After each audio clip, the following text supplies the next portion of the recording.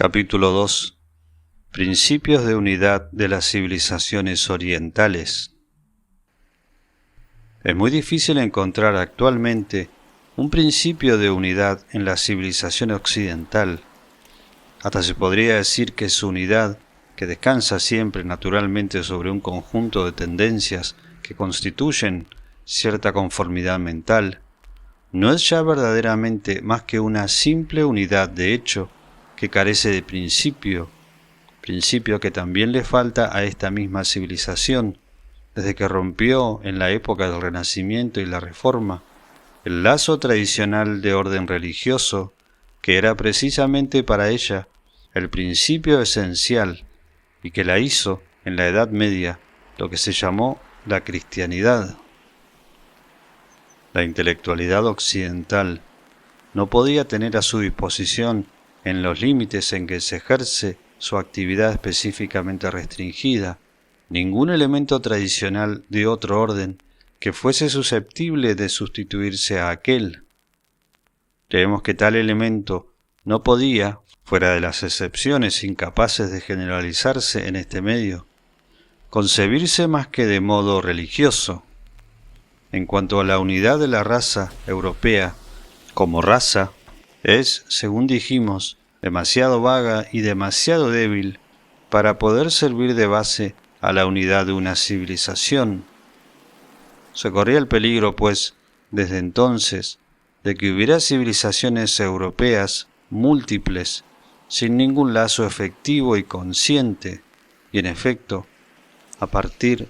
del momento en el que fue rota la unidad fundamental de la cristianidad, es cuando se constituyeron en su lugar, a través de muchas vicisitudes y de esfuerzos inciertos, las unidades secundarias, fragmentarias y disminuidas de las nacionalidades. Pero Europa conservó, sin embargo, hasta en su desviación mental y como a pesar de ella, el sello de la formación única que recibiera durante el curso de los siglos precedentes. Las mismas influencias que habían acarreado la desviación se ejercieron por todas partes de modo semejante, aunque en grados diversos. Resultó otra vez una mentalidad común y una civilización que permaneció común a pesar de todas las divisiones, pero que, en lugar de depender legítimamente de un principio, cualquiera que fuese por lo demás, iba a estar desde entonces, si puede decirse así, al servicio de una ausencia de principio, que la condenaba a una decadencia intelectual irremediable. Se puede sostener seguramente que este era el precio del progreso material hacia el cual ha tendido exclusivamente desde entonces el mundo occidental, porque hay vías de desarrollo que son inconciliables. Pero, sea de ello de lo que fuere, era realmente, a nuestro juicio, pagar muy caro este progreso tan ensalzado. Este resumen muy somero permite comprender en principio, porque no puede haber en Oriente nada que sea comparable a lo que son las naciones occidentales. Es que, en suma, la aparición de las nacionalidades en una civilización es el signo de una disolución parcial que resulta de la pérdida de lo que hacía su unidad profunda. Solo el Japón, anormal en esto como en casi todo lo demás,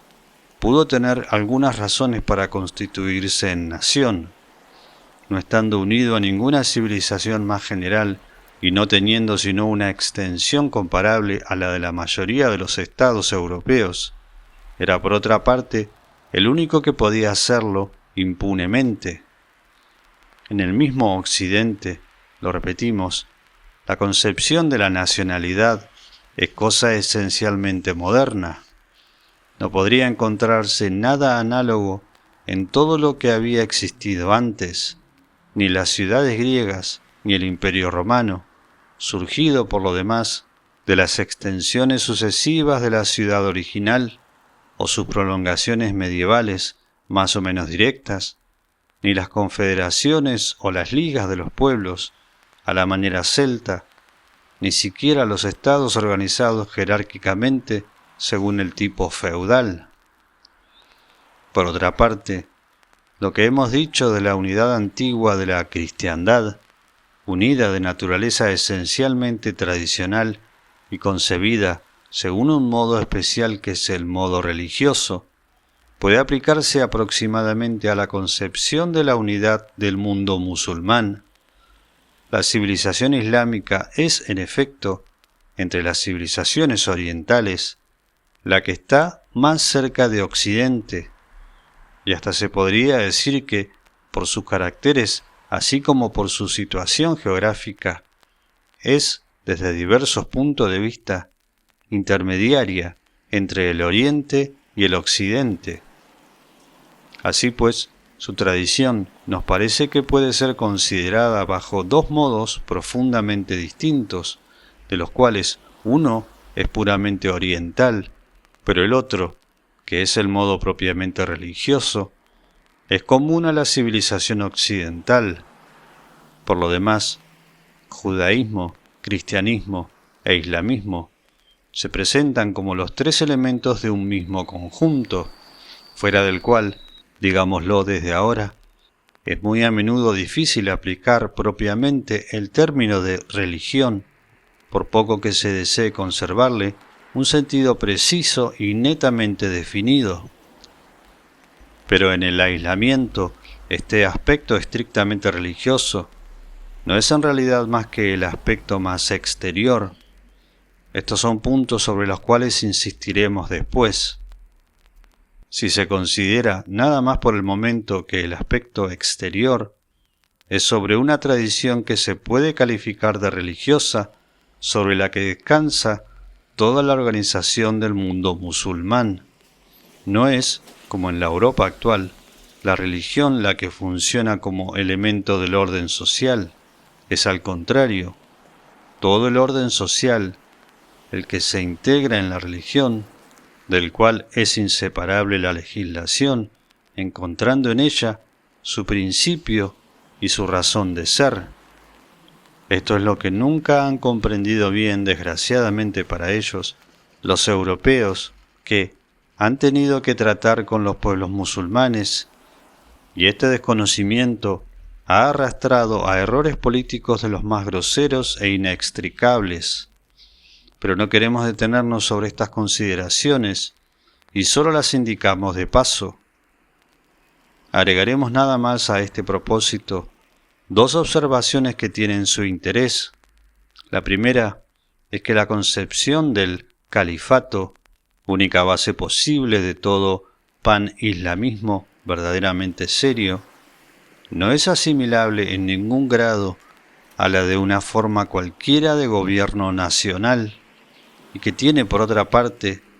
todo lo que se necesita para desorientar a los europeos, acostumbrados a considerar una separación absoluta y hasta una oposición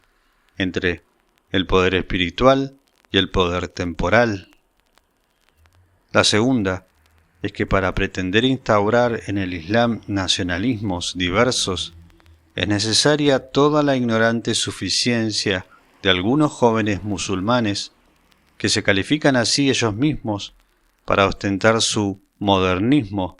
y en los cuales la enseñanza de las universidades occidentales ha obturado por completo el sentido tradicional. Todavía nos falta, en lo que se refiere al Islam, insistir sobre otro punto, que es el de la unidad de su lengua tradicional. Hemos dicho que esta lengua es el árabe, pero debemos precisar que es el árabe literal, distinto, en cierto modo, del árabe vulgar. Este es una alteración y gramaticalmente una simplificación de aquello. Hay aquí una diferencia algo semejante a la que señalamos para China, entre la lengua escrita y la lengua hablada. Solo el árabe literal puede presentar toda la fijeza que se requiere para llenar el papel de lengua tradicional, en tanto que el árabe vulgar, como toda lengua que sirve para el uso corriente, sufre, como es natural, ciertas variaciones según las épocas y según las regiones. Sin embargo, estas variaciones están lejos de ser considerables como se cree ordinariamente en Europa. Se refieren sobre todo a la pronunciación y al empleo de algunos términos más o menos especiales, y son insuficientes para constituir una pluralidad de dialectos, porque todos los hombres que hablan árabe son perfectamente capaces de comprenderse. No hay, en suma, aun en lo que se refiere al árabe vulgar, más que una lengua única que se habla desde Marruecos hasta el Golfo Pérsico, y los llamados dialectos árabes, más o menos variados, son una pura invención de los orientalistas. En cuanto a la lengua persa, aunque no sea fundamental desde el punto de vista de la tradición musulmana, su empleo en los numerosos escritos relativos al sufismo le da, por lo menos en la parte más oriental del Islam, una importancia intelectual incontestable. Si ahora pasamos a la civilización hindú, su unidad es de orden pura y exclusivamente tradicional. Comprende, en efecto, elementos que pertenecen a razas y a agrupaciones étnicas muy diversas, y que todas pueden llamarse igualmente hindúes en el sentido estricto de la palabra, con exclusión de otros elementos que pertenecen a estas mismas razas, o por lo menos algunas de entre ellas. Algunos querrían que no hubiese sido así en su origen, pero su opinión se funda nada más sobre la suposición de una pretendida raza aria, que se debe simplemente a la imaginación demasiado fértil de los orientalistas. El término sánscrito aria, del que se ha tomado el nombre de esta raza hipotética, no ha sido nunca en realidad más que un epíteto distintivo que se aplica a los hombres de las tres primeras castas, y esto independientemente del hecho de pertenecer a tal o cual raza, consideración sobre la cual no tenemos por qué ocuparnos aquí. Es verdad que el principio de la institución de las castas, como otras muchas cosas,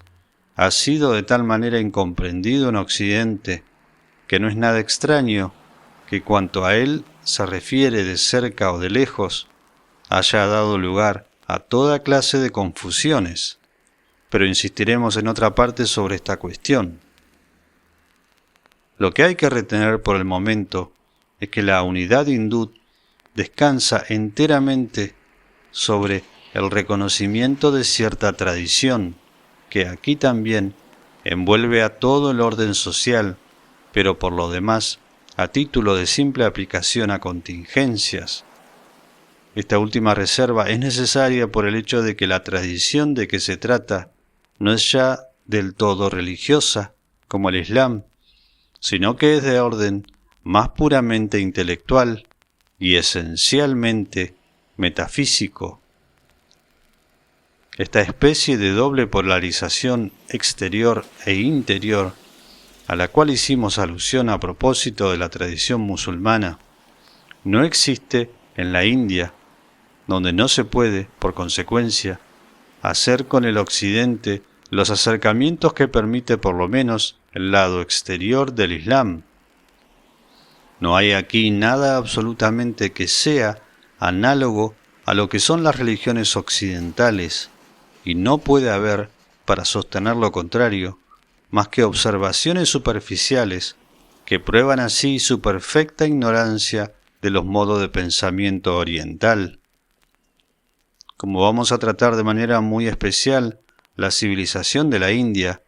no es necesario por el momento hablar más sobre este asunto. La civilización china es, como lo indicamos ya, la única cuya unidad es esencialmente, en su naturaleza profunda, una unidad de raza. Su elemento característico bajo este concepto es lo que los chinos llaman gen, concepción que se puede traducir, sin mucha inexactitud, por solidaridad de la raza. Esta solidaridad, que implica a la vez la perpetuidad y la comunidad de la existencia, se identifica por lo demás a la idea de vida, aplicación del principio metafísico de la causa inicial a la humanidad existente, y de la transposición de esta noción en el dominio social, como en el empleo continuo de todas sus consecuencias prácticas, nace la estabilidad excepcional de las instituciones chinas. Esta misma concepción permite comprender que la organización social toda entera descansa aquí en la familia, prototipo esencial de la raza. En Occidente se habría podido encontrar algo semejante hasta cierto punto en la ciudad antigua, en la que la familia formaba también el núcleo inicial y en la que el mismo culto de los antepasados, con todo lo que implica efectivamente, tenía una importancia de la que con dificultad se dan cuenta los modernos. Sin embargo, no creemos que en ninguna parte fuera de China se haya ido nunca tan lejos en el sentido de una concepción de la unidad familiar que se opone a todo individualismo, suprimiendo, por ejemplo, la propiedad individual y, por lo tanto, la herencia, y haciendo en cierto modo imposible la vida al hombre que voluntariamente o no se encuentra separado de la comunidad de la familia. Esta desempeña en la sociedad china un papel tan considerable, por lo menos, como el de la casta en la sociedad hindú, y que le es comparable en ciertos puntos, pero su principio es del todo diferente. Por lo demás, la parte propiamente metafísica de la tradición está netamente separada de todo el resto en China, más que en cualquier otro lugar, es decir, en suma, de sus aplicaciones a diversos órdenes de relatividades. Sin embargo, no hay que decir que esta separación, por profunda que pueda ser, no podría ir hasta una absoluta discontinuidad que tendría por resultado privar de todo principio real las formas exteriores de la civilización. Esto se ve demasiado en el Occidente moderno, en el que las instituciones civiles, despojadas de todo valor tradicional, pero arrastrando consigo algunos vestigios del pasado, incomprendidos en lo sucesivo,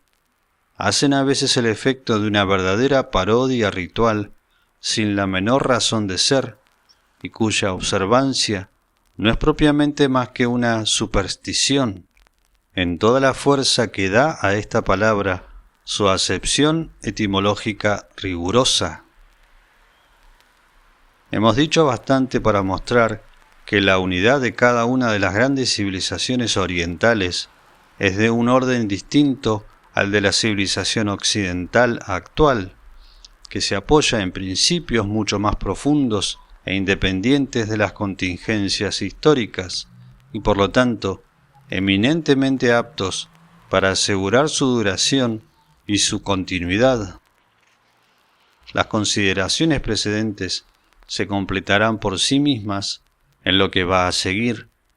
cuando tengamos ocasión de tomar en una u otra de las civilizaciones en cuestión los ejemplos que serán necesarios para comprender nuestra exposición. Introducción general al estudio de las doctrinas hindúes. René Guénon, @audiolibro humano.